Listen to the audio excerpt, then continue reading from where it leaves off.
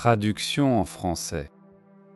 Le 22 avril 2026, Chelsea a licencié Liam Rozenor après 106 jours et 5 défaites consécutives en Premier League sans marquer de but. Et quelques heures plus tard, des images émanant de l'intérieur du vestiaire ont émergé, révélant une histoire que le club ne voulait jamais que le public découvre. La relation entre l'effectif de Chelsea et Rozenor s'était fragmentée sous les yeux de tous pendant des semaines, avec des rébellions de joueurs, des appels publics et un effondrement total sur le terrain, tous pointant vers un vestiaire qui avait abandonné bien avant que la hache ne tombe. Alors, plongeons-nous dans exactement comment cette situation s'est déroulée. En commençant par le moment qui a tout changé à Stamford Bridge. Le 6 janvier 2026, Chelsea a nommé Liam Rozenor comme nouveau entraîneur principal. Il a reçu un contrat de 6 ans et demi, un accord qui l'aurait gardé à Stamford Bridge jusqu'à l'été 2032. Rozenor était un choix surprise pour remplacer l'entraîneur italien Enzo Moresca, qui était considéré comme populaire parmi les joueurs de Chelsea, mais avait perdu le soutien des propriétaires. Ce dernier détail a de l'importance. Les joueurs aimaient Moresca. Ils respectaient Moresca. Et maintenant, Enzo Moresca était parti. Non pas parce que l'effectif voulait qu'il parte, mais parce que Bluco avait décidé que le temps de Moresca était révolu. La raison pour laquelle Chelsea a régressé, c'est que Moresca s'en est allé. Enzo Moresca n'a pas été licencié. Il ne voulait plus être là.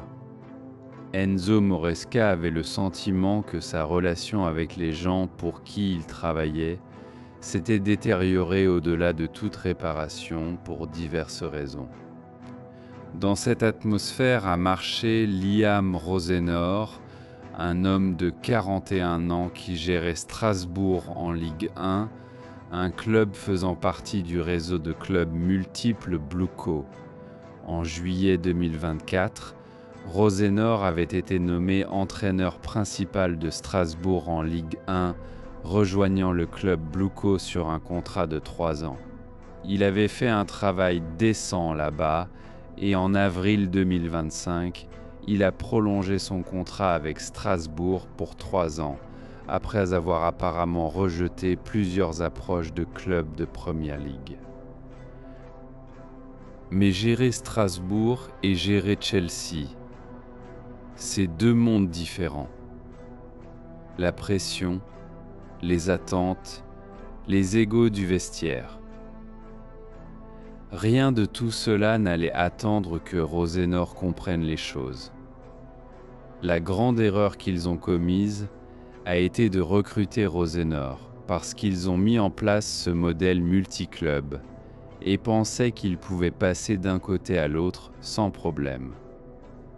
Mais les preuves ont montré que Liam Rozenor n'avait pas assez d'expérience pour être le manager d'un club aussi important que Chelsea. Néanmoins, Rozenor a bien commencé son premier match en charge. Il a supervisé une victoire 5-1 à l'extérieur contre Charlton Athletic au 3e tour de la FA Cup, devenant le premier manager de Chelsea à remporter son match d'ouverture depuis Antonio Conte en 2016. Chelsea a remporté 8 de ses 11 premiers matchs sous Rozenor. Leur seule défaite arrivant contre Arsenal en demi-finale de la Coupe Carabao. Les premiers signes étaient positifs, mais les raisons de ce succès cachaient une vérité qui s'écroulerait sur la tête de Rozenor en quelques semaines. Liam Rozenor a expliqué sa réflexion après la victoire de la FA Cup sur Charlton. C'est une équipe qui a remporté le mondial des clubs il y a 5 mois. C'est une équipe qui a remporté la Ligue de Conférence l'année dernière. Ils ont été bien entraînés. Le nouvel entraîneur principal pensait qu'Enzo Moresca avait laissé des fondations tactiques solides.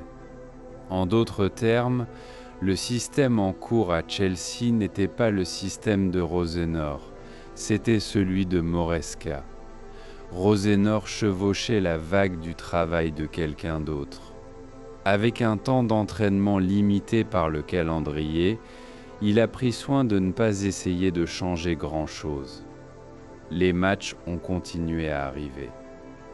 Le mandat de Rosenor à Chelsea a commencé par une série de 11 matchs en 35 jours pendant laquelle il n'avait un maximum que de 4 jours entre les matchs. Liam Rosenor n'a pas eu le temps de laisser son empreinte sur l'équipe, alors il n'a pas essayé. Et pendant quelques semaines, cela a fonctionné, mais finalement le calendrier s'allégerait et Rosenor obtiendrait le temps qu'il demandait. Et c'est à ce moment que tout s'est effondré complètement. La question que tout le monde posait à l'époque était simple. Rosenor pouvait-il tenir cela ensemble? Quand la période de lune de miel a pris fin, la réponse allait devenir douloureusement évidente. En mars, la forme de Chelsea avait commencé à se détériorer de manière alarmante. L'effondrement de Chelsea sous Rosenor a commencé par une raclée 5-2 à l'extérieur contre le Paris Saint-Germain le 11 mars, et de là la pourriture s'est installée. L'engagement de Liam Rosenor envers un système de marquage homme à homme agressif a été rendu naïf par une perte humiliante 8-2 en agrégat contre le Paris Saint-Germain en Ligue des Champions. Mais l'élimination de la Ligue des Champions n'était que la blessure de surface. Dessous, quelque chose de beaucoup plus corrosif rongeait l'effectif de l'intérieur. Les joueurs commençaient à se tourner, et ils ne l'étaient pas discrètement. Pendant la trêve internationale de mars, 2 des joueurs les plus influents de Chelsea ont décidé de rendre publics leurs sentiments. Enzo Fernandez a lancé son appel à la venue à Real Madrid pendant la trêve internationale de mars. Et Marc Cucurella a publiquement remis en question la décision de licencier Moresca en s'éloignant avec l'Espagne. Enzo Fernandez a dit qu'il ne comprenait pas pourquoi Enzo Moresca avait été licencié avant d'insister sur le fait qu'il avait envie de vivre à Madrid. Pendant ce temps, qu'aurait été une trêve internationale toute centrée sur les délits de Fernandez, s'il n'y avait pas eu Marc Cucurella, qui a aussi rompu les rangs, pour critiquer le club qui le paie et admettre qu'une offre de Barcelone serait difficile à refuser. Les implications étaient dévastatrices.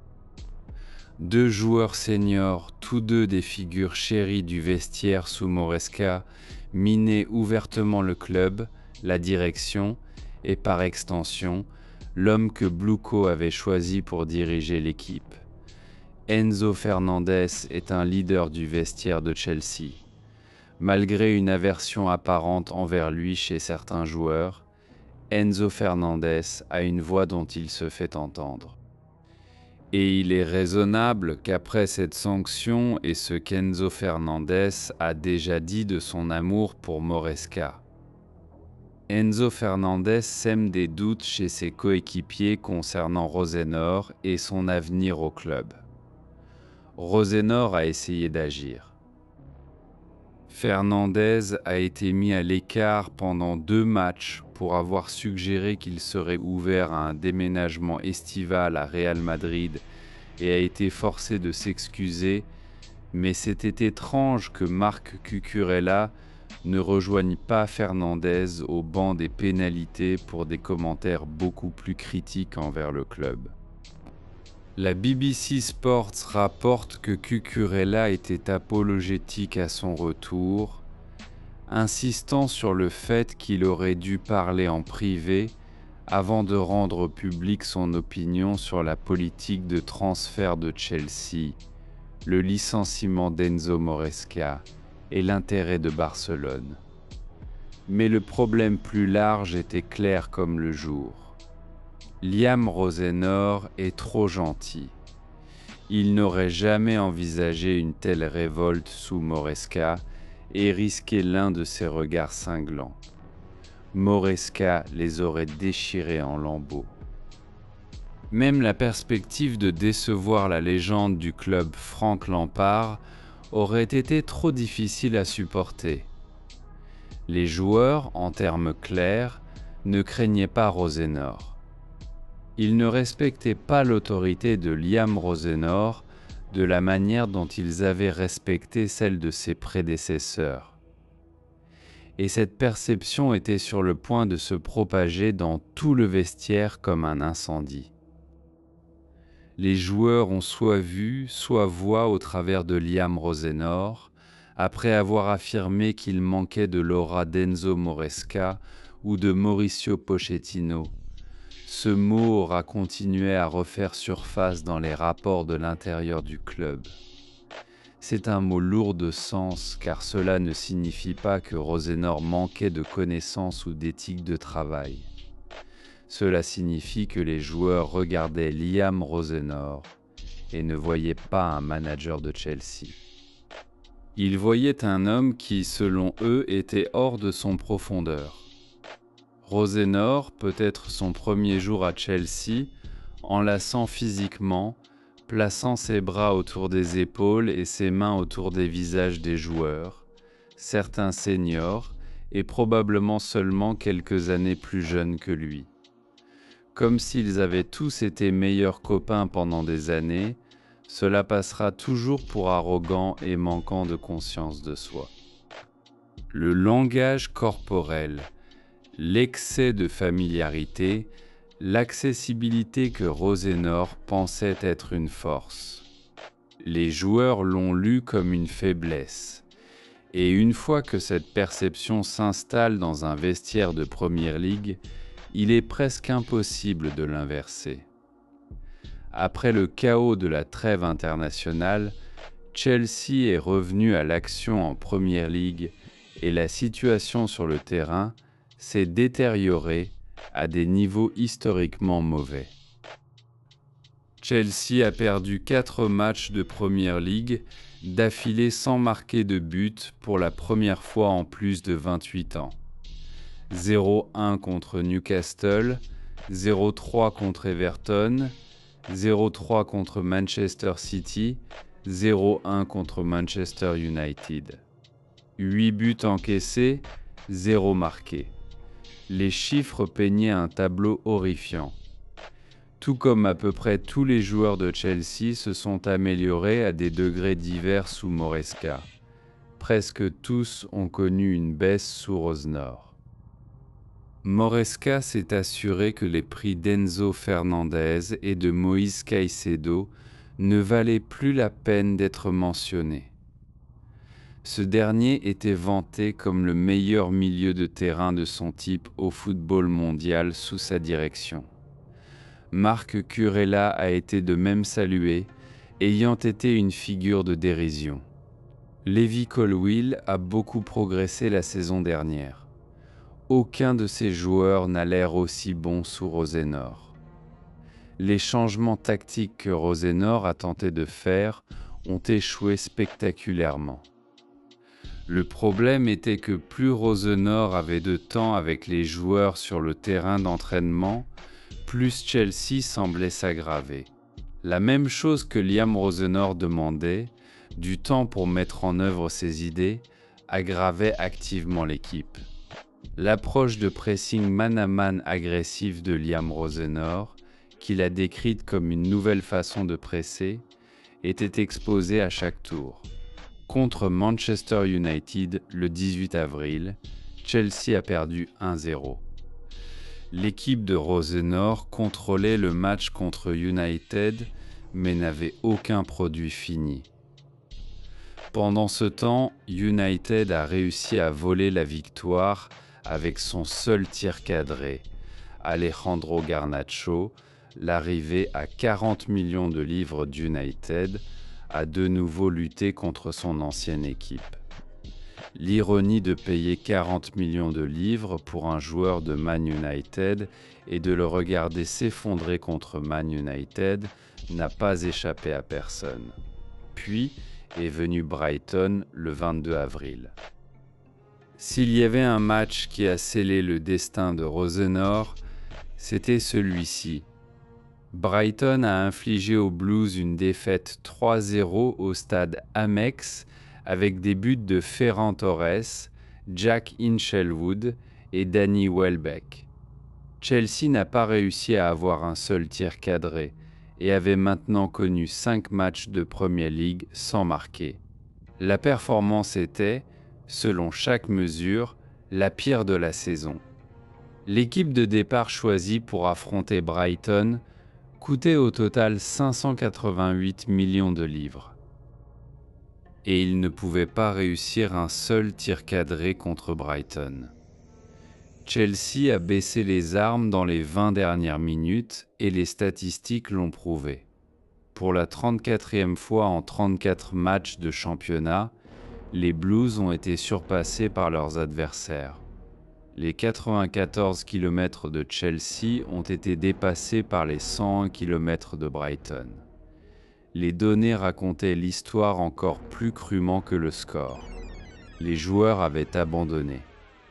Non seulement ce match, le projet entièrement. Les supporters de Chelsea se sont retournés contre l'entraîneur principal Liam Rosenor lors de la défaite 3-0 contre les Mouettes au stade Amex. Les fans de Brighton ont ensuite répondu avec des chants « Liam Rosenor, il est l'un des nôtres », se moquant du manager de Chelsea à cause de ses liens antérieurs avec les Mouettes. C'était humiliant. Les fans adverses se moquaient du manager de Chelsea, tandis que ses propres supporters demandaient son renvoi. Et sur la ligne de touche, Rosenor ne pouvait rien faire d'autre que de le regarder se produire. Après le débâcle de Brighton, Rosenor a fait quelque chose qui a déclenché une réaction en chaîne au sein du club. Liam Rosenor s'est présenté devant les caméras et au lieu de protéger ses joueurs comme il l'avait fait pendant des semaines, il s'est tourné contre eux. Rosenor a dit à Sky Sports que c'était inacceptable à tous égards du jeu. Je continue à venir et à défendre les joueurs, c'était indéfendable.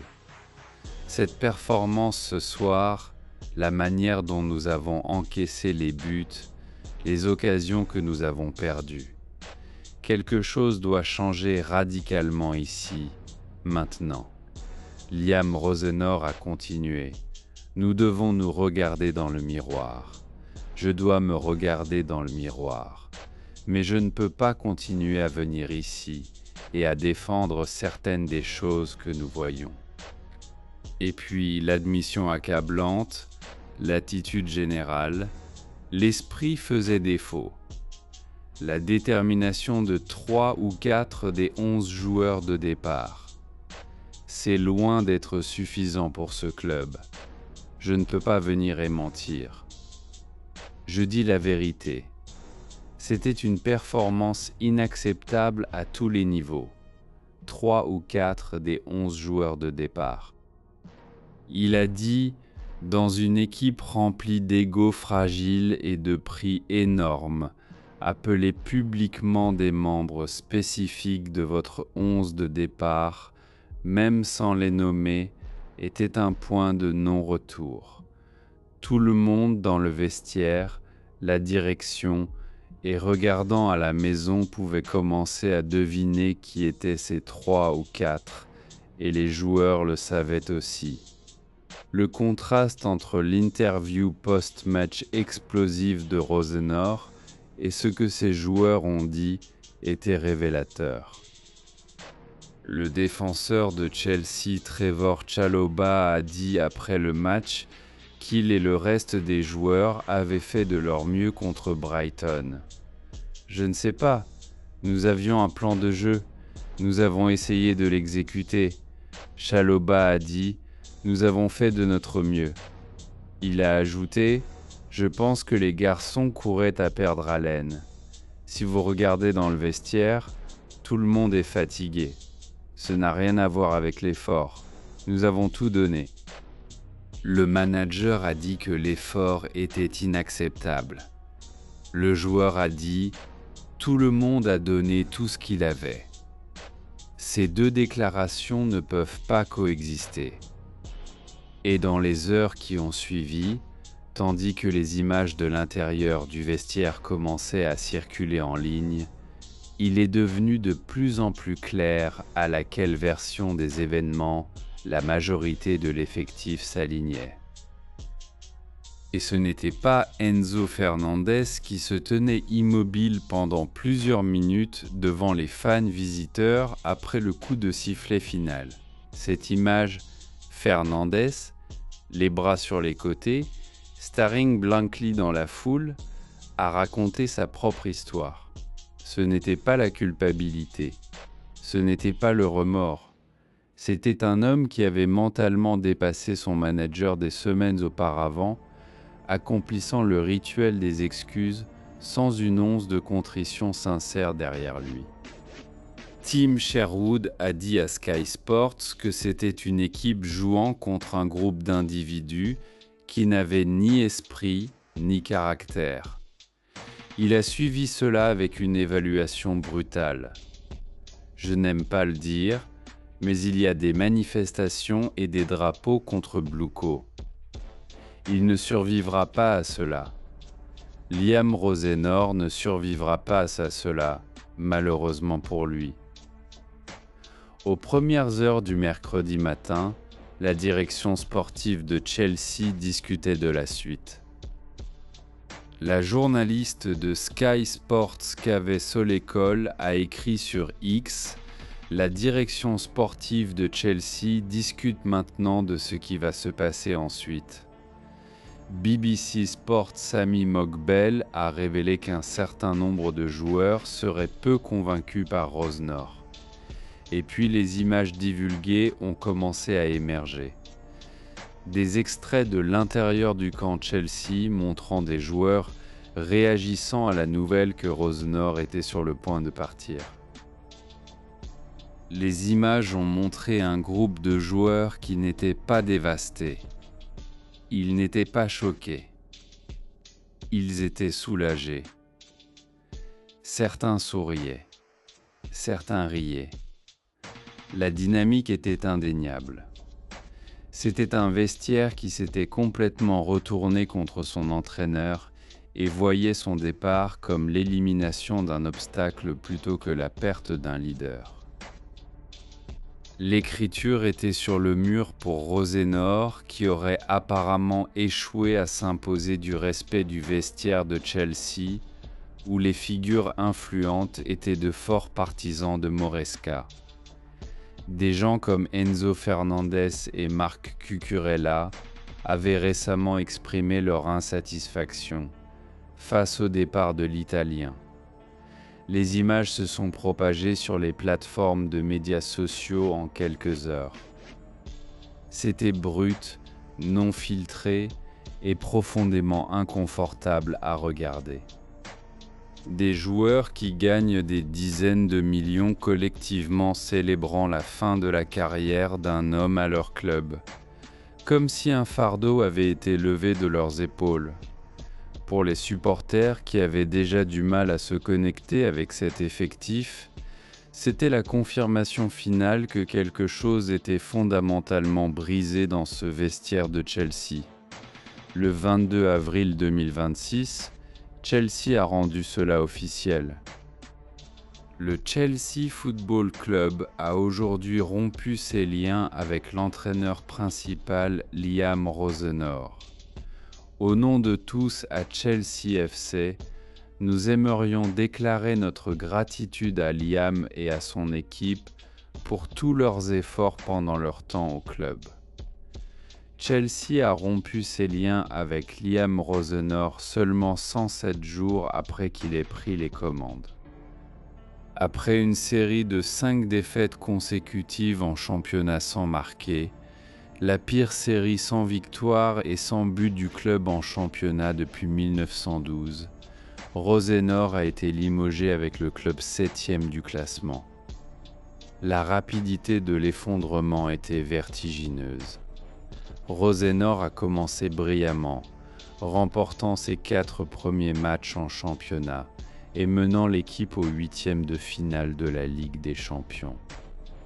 De là, l'ancien manager de Hull City et de Strasbourg a connu un bon départ à Chelsea, mais tout s'est complètement effondré ces dernières semaines et il a perdu 7 de ses 8 derniers matchs, toutes compétitions confondues. Et le coût de cette expérience de 106 jours, vertigineux. Selon le Daily Mirror, Chelsea devrait peut-être payer à Rosenor jusqu'à 24 millions de livres en compensation. C'est parce qu'il a signé un contrat de 6 ans et demi quand il a pris les rênes à Stamford Bridge, l'accord étant censé valoir 4 millions de livres par saison. Ce chiffre total est plus élevé que les 23 millions que Chelsea a payé à José Mourinho et à son équipe quand ils l'ont relevé de ses fonctions en 2007. L'entraîneur qui avait le package de compensation le plus élevé était Antonio Conte, qui, avec son équipe, a reçu 26 millions quand il a été licencié en 2018. Au total, Chelsea aurait versé 160 millions de livres en compensation à l'ère de la Premier League. 160 millions de livres simplement en compensation à des managers qu'ils ont licenciés. Ce chiffre seul vous dit tout sur le carrousel des managers à Stamford Bridge et le dysfonctionnement institutionnel qui s'étend bien au-delà de tout entraîneur unique. Callum McFarland dirigera l'équipe dans la demi-finale de la FA Cup de dimanche contre Leeds à Wembley et restera entraîneur intérimaire jusqu'à la fin de la saison. McFarland a pris le même rôle plus tôt dans la saison pour 2 matchs quand Enzo Moresca est parti. Un match nul 1-1 contre Manchester City et une défaite 2-1 à Fulham. Quant à qui vient ensuite de manière permanente, les noms qui circulent portent beaucoup plus de gravité que Rosenor n'en avait jamais eu. The Sun a confirmé que Diego Simeone est le favori des bookmakers pour remplacer Rosenor. Le correspondant fiable de Chelsea, Matt Lowe, a rapporté que le club est prêt à remplacer son boss actuel avec un entraîneur principal ayant l'expérience du plus haut niveau dans le cadre d'un changement de direction. Cette phrase « changement de direction » est révélatrice.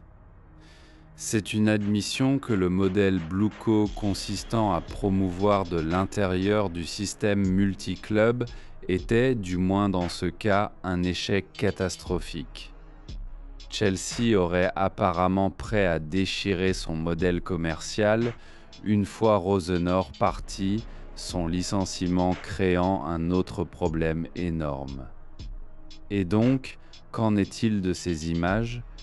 Les clips divulgués de joueurs de Chelsea célébrant la nouvelle que Rosenor était en train d'être retiré.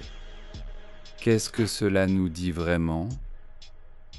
Cela nous dit que cet effectif rempli de jeunes talents aux salaires énormes et aux contrats longs comme une décennie a trop de pouvoir, trop peu de responsabilités et un sentiment collectif qu'ils peuvent durer plus longtemps que n'importe quel manager qui essaie de les tenir à un standard qu'ils ne veulent pas respecter. Les joueurs semblent avoir vu au travers de l'approche ami d'abord, boss en second de Rosenor. Craig Burley dit qu'il ne peut pas voir comment Chelsea peut continuer avec Rosenor en charge étant donné que les joueurs avaient l'air d'avoir baissé les armes et ne jouaient plus pour leur manager. La vérité brutale est que Rosenor était destiné à échouer. On lui a confié un vestiaire rempli de joueurs qui ne le voulaient pas. Un effectif construit pour un système qu'il ne jouait pas, et un groupe de propriétaires qui croyaient que le chemin multiclub pouvait raccourcir le besoin d'une véritable expérience managérielle au plus haut niveau. Rosenor a repris un vestiaire divisé et un effectif construit pour un système complètement différent. Mais les images de ces célébrations devenant virales sur chaque plateforme ont envoyé un message qui allait au-delà de Rosenor et de Chelsea. Cela parlait d'un problème plus large du football moderne. L'influence incontrôlée de joueurs qui gagnent plus par semaine que la plupart des gens ne gagnent dans une vie, qui peuvent orchestrer la chute d'un manager par la résistance passive et la dissension publique, et qui ne font face à aucune conséquence quand les caméras révèlent accidentellement ce qu'ils pensent vraiment. Les feux rouges pour moi clignotent à Chelsea, ce n'est pas bon. J'ai peur de simplement ne pas voir de chemin clair vers l'avant. La cohésion, la stabilité et toutes les choses qui permettent le succès.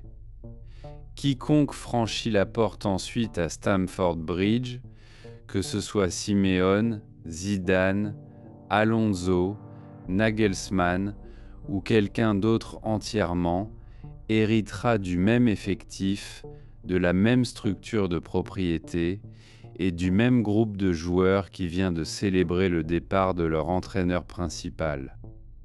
À moins que quelque chose change fondamentalement sur la dynamique du pouvoir à l'intérieur de ce bâtiment, le manager suivant affrontera le même mur et celui d'après et celui d'après, parce que les images divulguées n'ont pas seulement exposé comment les joueurs de Chelsea se sentaient par rapport à Rosenor.